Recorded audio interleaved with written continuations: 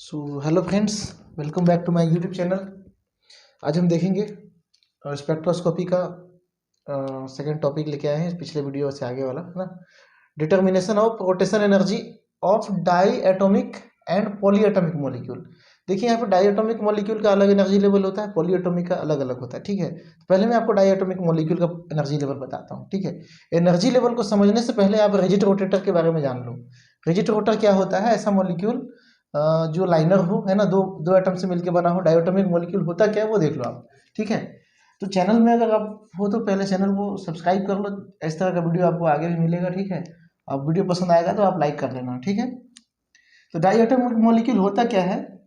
दो एटम, इसके देखो मान के चलो दो एटम यहाँ पे, एक रेड साइड है, एक लेफ्ट इधर जो है जुड़ा हुआ है। ठीक है, अब हमको क्या करना है, बीच में कोई सेंटर ढूंढना है, सेंटर ऑफ ग्रेविटी, मतलब इसको यहाँ पे ऐसे बैलेंस करना है जैसे तराजू बैलेंस होता है ना, इस टाइप से। ठीक है, तो ये बैलेंस कर दिया हूँ, तो ये वाला पॉइंट क्या कहलाएगा? सी। अगर यहाँ पे कोई भारी अगर इधर भारी होता तो क्या पॉइंट कहाँ आता? इधर आता। ठीक है, तो इस तरह से ये किधर भी शिफ्ट हो सकता है। मान लेता हूँ मैं यहाँ पे सी इसका सेंटर ऑफ ग्रेविटी है, तो यहाँ से m1 की दूरी क्या है? r1, m2 की दूरी क्या है? r2, और ये जो r है टोटल कैपिटल R कर दे रहा हूँ इसको, है ना। कैपिटल R क्या हो गया? इसका बॉन्ड लेंथ हो गया। ठीक है, ये सब यहाँ से कैलकुलेट हो सकता है। तो यहाँ पे जो मोमेंट ऑफ इनर्शिया होगा वो क्या होगा? m1 r1 square, m1 m2 r2 square, ये आपको जानना होगा। ठीक है, अब m1 r1 स्क्वायर, यहाँ पे m1 r1 स्क्वायर को हम r1 लिख सकते हैं, r2 स्क्वायर को r2 लिख सकते हैं, लिख दिया हमने। ठीक है, तो ये क्या बन गया? अब यहाँ पे एक चीज ध्यान दीजिए कि सेंटर ऑफ ग्रेविटी से दोनों बराबर मोमेंट ऑफ इनर्शिया रखते हैं, मतलब m1 r1 equal to m2 r2 होगा।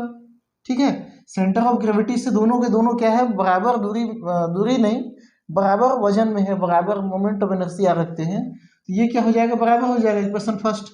ठीक है, तो जहाँ पे m1 r1 है वहाँ पे m2 r2 रख सकते हैं, जहाँ पे m2 r2 है वहाँ पे m1 r1 रख सकते हैं। तो हमने रखा यहाँ पे। ठीक है, m1 r1 की जगह पे क्या रख दिया? m2 r2, m2 r2 की जगह पे क्या रख दिया? m1 r1। अब यहाँ से r1 और r2 क्या कर लेते हैं? कॉमन निकाल लेते हैं। ठीक है, यहाँ पे भी r1 r2 है, यहाँ भी r1 r2 है, कॉमन निकाल ली, बचा क्या? m2 प्लस m1 या m1 प्लस m2 कर सकते हैं। ठीक है, ये हमारा इक्वेशन नंबर सेकेंड है। अब हम इक्वेशन नंबर थर्ड की ओर आते हैं। ये क्या होता है? Total R।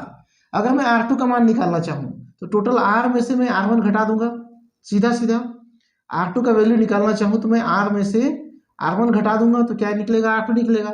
इस वैल्यू को मैं क्या कहाँ रख देता हूँ? इस फॉर्मूला में, समीकरण नंबर 1 में रखने पर। ठीक है, समीकरण नंबर 1 में रख देते हैं, तो m1 r1 equal to m2 r minus r1। ठीक है, इसको सॉल्व कर दूंगा तो क्या हो जाएगा? m2 r minus m2 r1। ठीक है, अब यहाँ से मैं m2 r1 को शिफ्ट करा दिया इधर, ये नेगेटिव था, इधर आके क्या बन गया? पॉजिटिव बन गया। ठीक है, अब यहाँ से मैं निकाल रहा हूँ r1 कॉमन ले लिया, r1 कॉमन ले लिया तो क्या बचेगा यहाँ पे? m1 m2। ठीक है, r1 यहाँ से मैं कॉमन ले लेता हूँ r1, तो क्या बचेगा? m1 प्लस m2 बचेगा। उस m1 m2 को मैं इधर शिफ्ट करा दिया, मतलब ये नीचे आ गया m1 m2, तो ये क्या हो गया? आपका r1 का वैल्यू आ गया। इसी तरह से अगर आप यहाँ पे r2 की जगह पे r1 का वैल्यू निकालते तो क्या निकलता? r2 का वैल्यू निकलता, और निकलता क्या? m1 r1 r, ये स्मॉल r ही ले रखा है मैंने, स्मॉल r, कहीं पे मैं कैपिटल R लिख दिया हूँ। हाँ, यहाँ पे ये r। ठीक है, ये r, चलिए कोई बात नहीं। तो ये दोनों दो हमको फार्मूला मिल गया। अब ये दोनों फार्मूला को कहाँ डालेंगे? यहाँ पर डालेंगे। ठीक है, यहाँ डाल देते हैं भाई, तो ये हो गया। एक तो ये इससे कट ही गया सीधा सीधा, बचा क्या? यहाँ पे r r r स्क्वायर हो गया, m2 m1 इंटू ही है ना, तो यहाँ पे बन गया m2 m1 upon m1 plus m2। ये क्या होता है? रिड्यूस मास होता है, इसको हम न्यू से शो कर सकते हैं।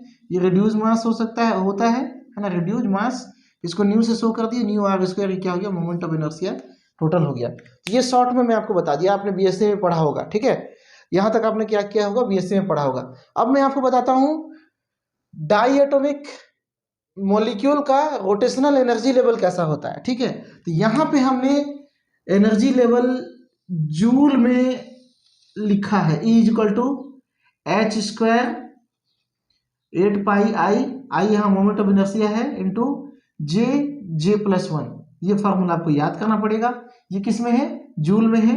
अगर मैं इसको सेंटीमीटर में कन्वर्ट करना चाहूँ, क्योंकि मेरा जो ग्राफ मिलेगा वो क्या मिलेगा, हम या तो वेव नंबर में देखते हैं, या फ्रीक्वेंसी में देखते हैं, या लेमडा में देखते हैं। तो ये सब क्या होता है? सेंटीमीटर में होता है। ठीक है, हम क्या देखते हैं, ग्राफ को वेव नंबर में देखते हैं, फ्रीक्वेंसी में देखते हैं, या लेमडा में देखते हैं। ठीक है, 3 चीजें होती है यहाँ पे देखने को।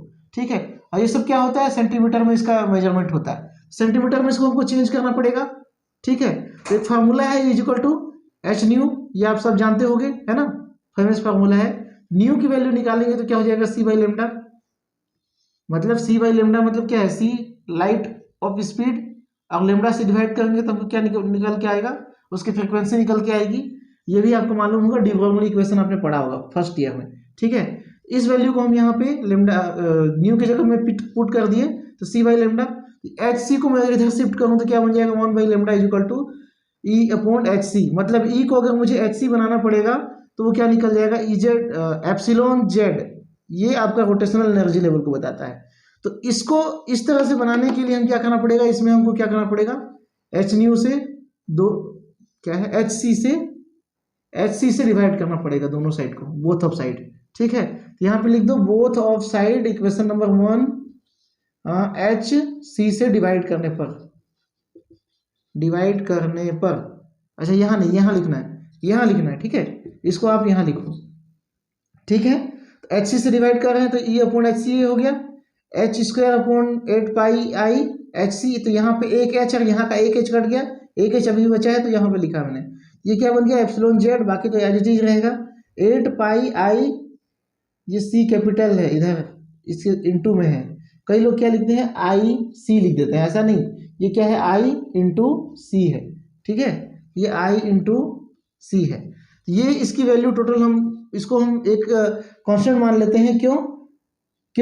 क्योंकि जब ये रिजिट है तो सी क्या हो जाएगा? सी भी तो कांस्टेंट हो जाएगा, है ना। सी क्या हो जाएगा? कांस्टेंट हो जाएगा। ये सी नहीं है, यहाँ पे लाइट का स्पीड है, तो जो भी है वो क्या हो जाएगा? सारा चीज यहाँ पे कांस्टेंट है तो हम इसको क्या लेते हैं? बी मान लेते हैं। ठीक है, तो ये फॉर्मूला निकल के आया E Z is equal to B into J plus 1। अब मैं आपको एनर्जी लेवल दिखाता हूँ कैसा होता है। ठीक है, चूंकि लंबा टॉपिक है इसलिए मैं इसको थोड़ा फास्ट ले रहा हूँ, तो आपको भले स्लो करके देख लीजिए, आप वीडियो चल जाएगा।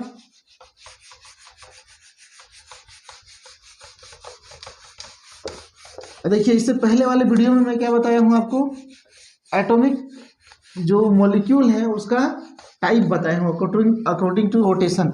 उस वीडियो को देखने के बाद आप इसको देखिए, है ना। अगर इसको डायरेक्ट देख रहे हैं तो प्लीज कहता हूँ इससे पहले वाला वीडियो देखिए, अन्यथा आपको कुछ समझ में नहीं आने वाला है। ठीक है, अब यहाँ पे एनर्जी लेवल क्या होगा? जे की वैल्यू पर डिपेंड करेगा। जे की वैल्यू 0, हम डायरेक्टली एनर्जी लेवल बना लेते हैं। ठीक है, जे की वैल्यू हम क्या लेते हैं? 0। फॉर्मूला क्या है? जे प्लस 1, मतलब 0 into 0 plus 1 is equal to क्या आएगा? 0। मतलब ये ग्राउंड स्टेट हो गया आपका क्या? 0, है ना, ये 0। अब जे की वैल्यू अगर मैं यहाँ पे 1 लेता हूँ, जे की वैल्यू क्या लेता हूँ? 1। तो यहाँ पे 1 रखूंगा, यहाँ 1 रखूंगा, वहाँ 1 रखूंगा। 1 1 2 2 into 2, 2 into 1 is equal to क्या आ जाएगा? 2। 1 1 2 हो गया, 2 का 1 से गुणा करोगे तो कितना आएगा? 2, है ना। तो यहाँ पे क्या आ जाएगा? 2b, यहाँ पे 0b। इसी टाइप से ऊपर में जे की वैल्यू अगर मैं 3 रखता हूँ तो यहाँ पे क्या आता है? जे 3 है, 3 और 1 4, 4 एकम, हाँ, यहाँ पे आप कर लो, क्या रखा हूँ? 2, है ना। सेकेंड एनर्जी लेवल देख रहे हैं। 2 into 2 plus 1 is equal to क्या होगा? 3, 3 into 2 is equal to 6b, है ना। निकाल ही लेते हैं। 3 into 3 plus 1 is equal to 10b, है ना। 4 इंटू 4 प्लस 1 5 20b। ठीक है, 5 इंटू 5 प्लस 1 6 पंचे, यहाँ कुछ गलत हो रहा है। 4 1 5 5 6 के 20। ठीक है, 5 1 6 6 पंचे 30। ठीक है, उसका 6 आ जाते हैं, 6 प्लस 1 6 1 7 7 6 48 भी। तो ये क्या निकल रहा है? हमारा एनर्जी निकल रहा है किसके लिए?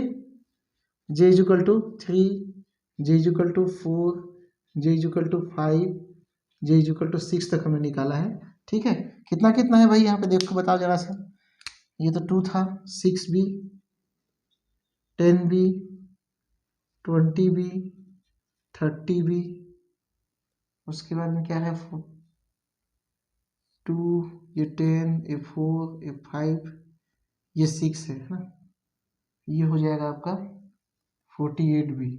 अब इनके बीच में एनर्जी डिफरेंस कितना होगा, यहाँ से यहाँ तक का एनर्जी डिफरेंस क्या होगा, 2b ही होगा, 0 से 2b, और 2b से 4b क्या होगा यहाँ पे 6b, तो यहाँ पे एनर्जी डिफरेंस कितना आ रहा है 4b आ रहा है। ठीक है, अगर यहाँ पे 10b देखें तो 6 में 10 माइनस 10 में 10b में 6b माइनस करेंगे तो यहाँ पे एनर्जी डिफरेंस कितना आ रहा है 4b ही आ रहा है। ठीक है, यहाँ पे क्या आ रहा है 10b डिफरेंस आ रहा है, यहाँ पे क्या आ रहा है 10b डिफरेंस आ रहा है, और यहाँ पे कितना डिफरेंस आ रहा है 18b। ठीक है, तो इस तरह से एनर्जी डिफरेंस होता है। एनर्जी डिफरेंस का फार्मूला क्या होता है 2j प्लस 1। निकाल के देखो, जे की वैल्यू हम क्या रखते हैं 4 रखते हैं, 2 इंटू 4, 4 प्लस 1। ठीक है, क्या हो जाएगा 4,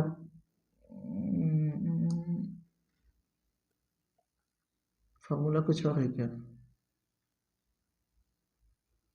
एक सेकेंड, 2j प्लस 1 होगा। हाँ, 2j प्लस 1, 2 4 इंटू 1 5, 4 5 दूनी 10। हाँ, तो चौथे नंबर वाले में कितना डिफरेंस है 10 का। तो ये फार्मूला है ना, एनर्जी डिफरेंस निकालने का फार्मूला क्या है, मतलब डेल जे निकालने का फार्मूला क्या है, ये 2j प्लस 1। क्लियर हो गया। तो इस तरह से डायटोमिक मॉलिक्यूल के एनर्जी कैलकुलेट करते हैं, और ये उसका एनर्जी डायग्राम है, उसका एनर्जी लेवल का डिफरेंस है। ठीक है, अब हम आते हैं पॉलीएटॉमिक मॉलिक्यूल। क्योंकि लंबा है इसलिए मैं फास्ट जा रहा हूँ थोड़ा सा, तो मैं इसको रब कर देता हूँ।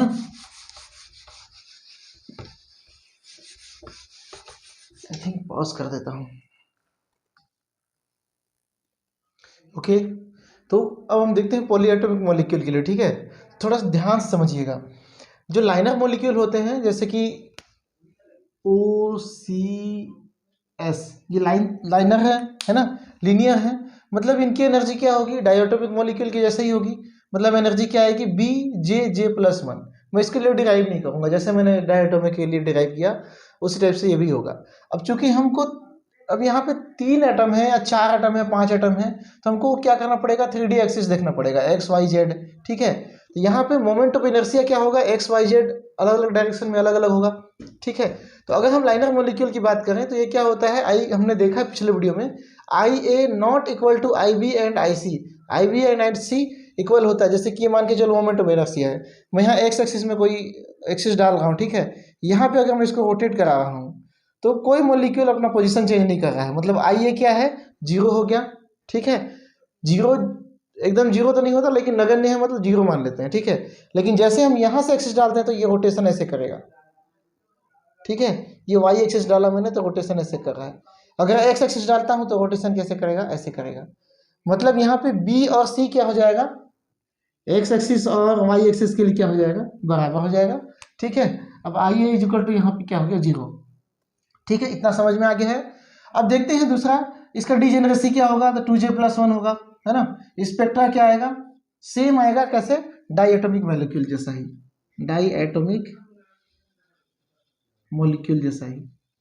ठीक है, ये इतनी थी किसके लिए, लाइनर या लीनियर मॉलिक्यूल के लिए। ठीक है, अब देखते हैं एसिमेट्रिक मॉलिक्यूल। एसिमेट्रिक मॉलिक्यूल क्या होगा, ऐसा कार्बन एटम जिसमें चारों बॉन्ड क्या हो अलग अलग डायरेक्शन में बंधे हो, मतलब इसका स्ट्रक्चर क्या होता है, कॉम्प्लेक्स होता है। यहाँ पे centre of inertia he clear नहीं हो पाता है, तो इसका ये क्या हो जाता है काफ़ी कॉम्प्लेक्स, और ये नॉट सॉल्व, इसको सॉल्व नहीं किया गया या उतना इम्पोर्टेंट नहीं है। ठीक है, आप इसको लिख दीजिए नॉट सॉल्व सीधा सीधा, क्योंकि यहाँ पे IA is equal to not equal to IB is equal to not equal to IC, मतलब सब चीज़ क्या है इक्वल नहीं है, मतलब इसको बहुत कॉम्प्लेक्स होगा, है ना, बहुत कॉम्प्लेक्स होगा। ये थोड़ा एक इक्वल नहीं है, उसके लिए मैं यहाँ पे डिराइव किया, ये आपको समझ में आएगा नहीं आएगा गारंटी नहीं है मेरी। ठीक है, इतना दिक्कत हो रहा है तो ये इसके लिए तीनों के लिए हम सॉल्व करेंगे तो क्या होगा। ठीक है, तो इसलिए ये क्या हो गया कॉम्प्लेक्स है, इसको सॉल्व नहीं। अब तीसरा आता है स्फेरिकल सिमेट्री वाला मॉलिक्यूल। तो ये क्या होता है, जैसे कार्बन से चारों बॉन्ड क्या हो, एक समान जुड़े हुए हैं, एक समान एटम जुड़े हुए हों, तो ये क्या होगा, एक गोल आकार सा स्थिति बनाता है ना, क्योंकि सबके बीच में बॉन्ड एंगल क्या है, अलग अलग नहीं है, सेम है। इसमें क्या होता है, डाइपोल मूवमेंट नहीं होता, मतलब ये क्या होगा, माइक्रोवेव इनएक्टिव होगा। पिछले वीडियो में भी मैंने बताया है। यहाँ पे IB IC और IA तीनों क्या होता है, बराबर होता है, मतलब यहाँ भी कोई इशू नहीं है। एनर्जी क्या होगी, जितना लाइनर मॉलिक्यूल के लिए होता है उतना ये इसके लिए भी होगा, ठीक है। एनर्जी क्या होगा, B इंटू J+1, ठीक है। और डिजेनरेसी जैसे उसमें था वैसे यहाँ भी होगी। लेकिन जब हम सिमेट्रिक टॉप मॉलिक्यूल की बात करते हैं, सिमेट्रिक टॉप, मैं इधर को मिटा रहा हूँ, ठीक है, इधर को मैं मिटा रहा हूँ, आप नोट कर लीजिए, ठीक। क्योंकि यहाँ पे जब सिमेट्रिक टॉप मॉलिक्यूल की बात करते हैं तो हमको दो टाइप के मॉलिक्यूल देखने को मिलते हैं, ओवलेट एंड वोलेट, ठीक है। जिसमें CN एक्सिस क्या हो, CN एक्सिस मौजूद हो, या फिर क्या हो, SN एक्सिस मौजूद हो, और N की वैल्यू क्या हो, 3 हो, है ना। यहाँ कंडीशन है N की वैल्यू 3 हो तो क्या होगा, सिमेट्रिक टॉप मॉलिक्यूल होगा, है ना। इस तरह से मॉलिक्यूल जिसमें CN एक्सिस हो, जैसे कि आप देख सकते हैं कार्बन, फ्लोरीन, है ना। यहाँ पे हमने हाइड्रोजन ले लिया, यहाँ हाइड्रोजन ले लिया, और यहाँ क्या कर लिया, हाइड्रोजन ले लिया। तो यहाँ पे क्या है, एक C3 एक्सिस है, ठीक है, जिसके थ्रू में हम यहाँ पे क्या करा रहे हैं, रोटेशन करा रहे हैं। मतलब ये क्या होगा, सिमेट्री टॉप मॉलिक्यूल होगा, ठीक है, सिमेट्री टॉप मॉलिक्यूल होगा, ठीक। तो यहाँ पे देखते हैं इसका डेरिवेशन कैसा होगा, ठीक है। यहाँ पे IB equal to IC equal to not equal IA, और यहाँ पे IA क्या था, लाइनर में 0 था, यहाँ पे क्या होगा, IA 0 नहीं होगा। मतलब IA जो है यहाँ पे डाल रहे हैं मेन एक्सिस, वो 0 नहीं होगा, वहाँ से भी क्या होगा, जड़त्व आघूर्ण लगेगा। इसी के लिए कांस्टेंट दिया गया है K, और ये क्या कांस्टेंट नहीं, क्वांटम नंबर, नया क्वांटम नंबर दिया गया है K, और ये क्या है, रोटेशन क्वांटम नंबर। K का मान +J से -J तक वेरी करता है, और K की वैल्यू 2J+1 तक संख्या में हो सकता है, ठीक है। ये दो कंडीशन है। अब हम देखते हैं एनर्जी। एनर्जी कैलकुलेट करने के लिए एक फार्मूला हम लेते हैं, ये वाला, ये आपको याद करना पड़ेगा, E equal to P² 2I, है ना। तो यहाँ पे P क्या है, मोमेंटम है, I क्या है, मोमेंट ऑफ इनर्शिया है, ये एनर्जी है। I की वैल्यू यहाँ पे चूंकि 3D है, मतलब हमारे पास क्या है, XYZ एक्सिस है, तो हम इस I को हम एक्सटेंड करा सकते हैं। तो यहाँ पे IA, PA IA, PB IB, PC IC यहाँ पे हमने लिखा। अब PB IC और IB क्या है, लगभग क्या है, दोनों लगभग क्या सेम ही है, ठीक है। तो इसको हम ऐसे लिख सकते हैं, यहाँ पे देखिए, इसको 2IB कर दिया मैं सीधा, और चूंकि डायरेक्शन अलग अलग है तो PB² PC² रख दिया, ठीक है। अब यहाँ ये जो है वो तो जैसा का तैसा ही है, ये आपका जैसा का तैसा ही है, इसमें कोई चेंजेस नहीं है। इसको हम लिख सकते हैं कुछ इस तरह से, P², यहाँ पे देखिए P² क्या है, टोटल मोमेंटम, है ना, टोटल मोमेंटम है, उसमें हम A घटा दिए तो हमको क्या मिलेगा, B और PC मिलेगा। भाई हमारे पास 3 मोमेंटम है, A B और C, है ना, और टोटल मोमेंटम मेरा क्या आ रहा है, P आ रहा है। अब यहाँ पे मेरे पास B और C है, अगर B और C को निकालने के लिए क्या करूँगा, मैं इस P में से A को घटा दूंगा, ठीक है, P में से A को घटा दूंगा, तो मैंने वही किया यहाँ पे, ठीक है। नीचे में IB है तो IB है। अब यहाँ पे वैल्यू क्या क्या होता है, ठीक है, इसकी वैल्यू जो होती है वो इतनी होती है, नहीं इसकी वैल्यू होती है वो इतनी होती है, इसकी वैल्यू इतनी होती है, आगे पीछे लिखा गया है, ठीक है। तो इसका वैल्यू क्या होता है, K, है ना, IA की वैल्यू क्या हो गई, एक नया क्वांटम नंबर हम डाल दिए K, H कांस्टेंट है, 1/IA माइनस 1/IB, ठीक है, ये इसकी वैल्यू हो गई। अब इसका जो वैल्यू होता है वो सीधा होता है H² 2IB J × J+1, ठीक है। तो इस वैल्यू को हम क्या ले लेते हैं, इसको A मान लेते हैं, इसको B मान लेते हैं, तो हमारे पास फार्मूला क्या हो गया, K × A - B = B, इसको हम क्या मान लेते हैं, B, ये वैल्यू B ही था जो पहले सॉल्व किए थे, उसी का ये दूसरा रूप है, ठीक है। ये हो गया आपका B J J+1, मैं इसको इधर लिखना चाहिए था, मुझे इसको उधर लिखना चाहिए था, ठीक है, मैं इसको थोड़ा सा लिखने में गड़बड़ कर दिया हूँ, तो आप इसको सुधार लेना। इस टर्म को यहाँ लिख देना, इस टर्म को यहाँ लिख देना, क्लियर हो जाएगा। ठीक है, तो अच्छा हो जाएगा। चलिए, अब यहाँ पे आ गया ए क्या है, अब बी क्या है। ए यहाँ पे है आई ए का रोटेशन कांस्टेंट, अब बी क्या है, आई बी और आई सी का रोटेशन कांस्टेंट। ठीक है, ये एंड है। ठीक है, आई बी और आई सी का रोटेशन कांस्टेंट। ठीक है, अब यहाँ पे ध्यान दीजिए, बस ये हमको एनर्जी का फार्मूला मिल गया है, इतना आप लिख दीजिए एग्जाम में। उसके बाद आप बताइए कि ऑबलेट और पोलेट में क्या होता है। पोलेट, ऑबलेट एंड पोलेट में क्या होता है। ऑबलेट में फार्मूला था I B is equal to I C is greater than क्या, आई ए। यहाँ पे फार्मूला क्या था, I B is equal to I C. अच्छा, ये स्मॉलर देन था, यहाँ पे क्या हो जाएगा, ग्रेटर देन आई ए। ठीक है, ये दो कंडीशन था। अब दोनों कंडीशन के लिए एनर्जी लेवल कैसे कैसे होंगे। जब आई ए का मान क्या होगा, आई ए का मान कम होगा, ए की वैल्यू क्या हो जाएगी, बढ़ जाएगी। ठीक है, ये क्वांटम नंबर है। ठीक है, यहाँ पे ऐसा मत समझना कि इसका मान कम है तो इसका मान कम हो जाएगा, नहीं, इसका मान कम होता है, ये ए जो है वो बढ़ता है। ठीक है, अब ए का मान बढ़ेगा तो उस कंडीशन में ये पॉजिटिव हो जाएगा। अगर मान के चलो ये 10 है और ये क्या 5 ही है, तो उस कंडीशन में ये पॉजिटिव हो जाएगा। मतलब ये जो लाइन मिलेगा वो क्या मिलेगा, ग्राउंड स्टेट और एक्साइटेड स्टेट के ऊपर मिलेगा। मतलब एनर्जी क्या हो जाएगी, बढ़ जाएगी। जो एनर्जी था, ये एनर्जी था आपका J+1, ये जीरो कंडीशन में है। ठीक है, इतना क्या हो जाएगा, बढ़ जाएगा। कितना बढ़ जाएगा, 10 में से 5 घटाए 5 तो बढ़ गया ना, तो ये एनर्जी यहाँ पे हमको एक्साइटेड स्टेट वाला यहाँ मिलेगा। ठीक है, उसी टाइप से यहाँ पे जब आई ए की एनर्जी क्या होगी, कम होगी, उस कंडीशन में बी की एनर्जी क्या हो जाएगी, बढ़ जाएगी। अब ये 10 हो गया, ये क्या हो गया 5, मतलब ये नेगेटिव हो गया। 10 में से 10 नेगेटिव है और 5 पॉजिटिव है, तो नेगेटिव हो जाएगा। मतलब यहाँ पे एनर्जी क्या हो जाएगी, घट जा रही है। ये इसका एक्साइटेड स्टेट है, ग्राउंड स्टेट है, तो हमको एनर्जी कहाँ मिलेगी, यहाँ मिलेगी। किसके लिए, पोलेट के लिए। ये ऑबलेट के लिए है, ये पोलेट के लिए है, बस इतना ही आपको समझाना है। ठीक है, ये हो गया आपका, है ना।